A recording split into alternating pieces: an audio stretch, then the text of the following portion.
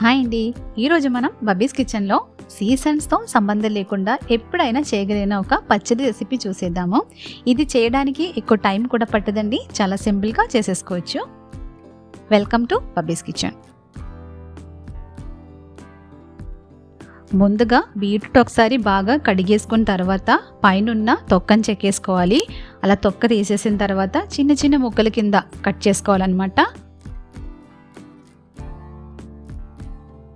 చూసారు కదా, ఇలాగా చిన్న ముక్కల కింద కట్ చేసుకోవాలండి. ఇప్పుడు ఇది పక్కన పెట్టేసుకుందాము. ముందుగా స్టవ్ వెలిగించి కడాయి పెట్టుకొని కొంచెం ఆయిల్ వేసుకుందాము. ఒక 2 స్పూన్ దాకా ఆయిల్ వేసుకుంటే సరిపోతుందండి, అందుకు మించి అవసరం లేదు. ఎందుకంటే తాలింపు కోసం మళ్ళీ మనం నూనె వేసుకోవాలి ఇందులోకి. జస్ట్ ఈ బీట్రూట్ మగ్గడానికి కావాల్సినంత నూనె సరిపోతుంది. అలాగే కొంచెం సాల్ట్ కూడా వేసుకొని కొద్దిసేపు అలా మగ్గించుకోవాలి.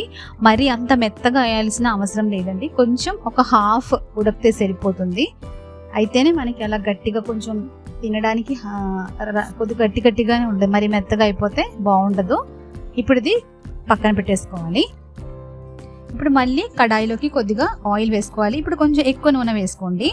నూనె వేడెక్కేసాక ఆవాలు, అలాగే పొడవుగా కోసుకున్న అల్లము, వెల్లుల్లి, అలాగే రౌండ్గా కట్ చేసుకున్న పచ్చిమిరపకాయలు, కరివేపాకు కూడా వేసుకొని 1 నిమిషం అలాగా మగ్గించుకోవాలి. అది కొంచెం వేగిన తర్వాత కారము, పసుపు, కొద్దిగా మెంతుల పొడి కూడా వేసుకోవాలండి. కారము అవి మీకు సరిపడినట్టుగా, మీ రుచికి సరిపడినట్టుగా వేసుకోండి.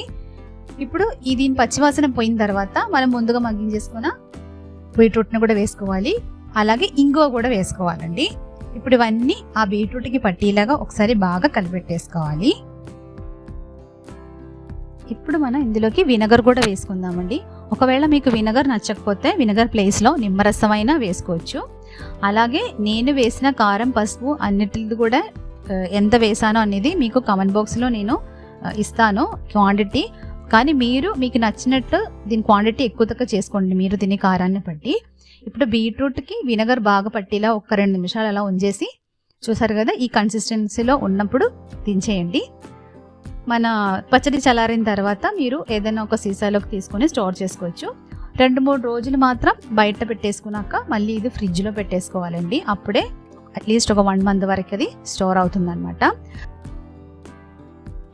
మీకు ఈ రెసిపీ నచ్చినట్లయితే మీరు కూడా తప్పకుండా ట్రై చేసి చూడండి. Thank you so much for watching.